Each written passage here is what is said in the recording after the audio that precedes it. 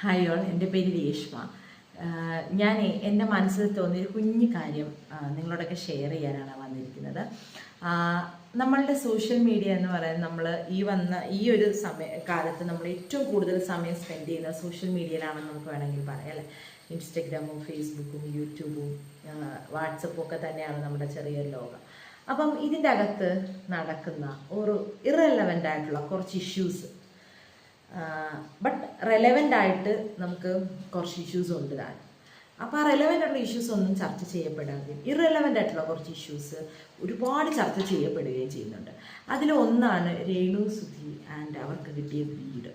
Actually ഒരു 4-5 പേര് ഇരുന്നൊരു മുറിയിലിരുന്ന് സംസാരിച്ചാൽ തീരാവുന്ന ഒരു ചെറിയ പ്രശ്നത്തെ ഓൺലൈൻ മീഡിയാസിൻ്റെ മുമ്പിലിട്ട് മലയാള ഭാഷ അറിയാവുന്ന സകല ആൾക്കാരും കാണാനിടയായ ഒരു സംഭവമാണ് ഈ രേണു സുധിയും അവർക്ക് കിട്ടിയ വീടും എന്നാണ് എനിക്ക് തോന്നിയിട്ടുള്ളത്.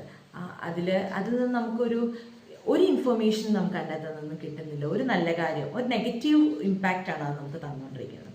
2, മൃണാൾ എന്ന ഫുഡ് വ്ളോഗർ, അദ്ദേഹത്തിൻ്റെ ഹോട്ടലും, അദ്ദേഹം ഒരു ഹോട്ടൽ തുടങ്ങി. അദ്ദേഹം മാത്രമല്ല, ഈ ഒരു സമയത്ത് ഒരുപാട് പേര് ഹോട്ടൽ തുടങ്ങുന്നുണ്ട്, ഒരുപാട് പേര് പുതിയ പുതിയ സംരംഭങ്ങൾ തുടങ്ങുന്നുണ്ട്. അതിൻ്റെ അപ്സ് ആൻഡ് ഡൗൺസ് ഒക്കെ അവരും അവരുടെ ഫാമിലി മാത്രം അറിയേണ്ട കാര്യമാണ്. പക്ഷെ അത് ഈ പറയുന്ന ഓൺലൈൻ മീഡിയയിലിട്ട് അതും ഒരുപാട് ആവശ്യമില്ലാത്ത ചർച്ചകളിലൂടെ ഒക്കെ പോയി ഒരു നെഗറ്റീവ് ഇമ്പാക്റ്റാണ് നമുക്ക് തന്നുകൊണ്ടിരിക്കുന്നത്.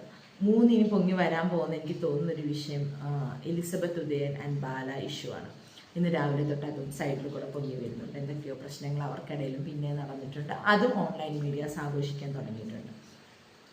4 കഴിഞ്ഞ ദിവസം ഞാൻ കണ്ടു ട്രാൻസ് വിമൻ ജാസി ആഷി എന്നവരുടെ കുറേ ഇൻ്റർവ്യൂസ്.